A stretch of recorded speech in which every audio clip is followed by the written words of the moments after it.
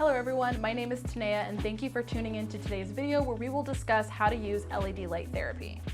The first step is turning on the device and press the photon function and choose your preferred LED light therapy setting.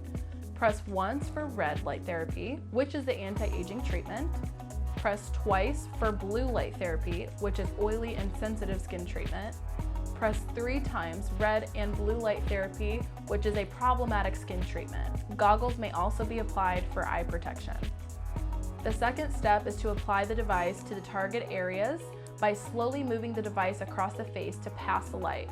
Do not glide the device. The beep you hear is a 5-second timer. This allows you to better keep track of your time. For example, if you have more pigmentation on one side of your face, you can hold the LED in one spot for 2 beeps. This would be a total of 10 seconds in that one area.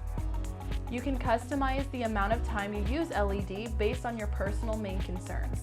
Another example, if you have acne-prone skin, when using blue LED light therapy, you can hold the light over an area of the skin for 2 beeps to ensure you are killing more bacteria and reducing inflammation.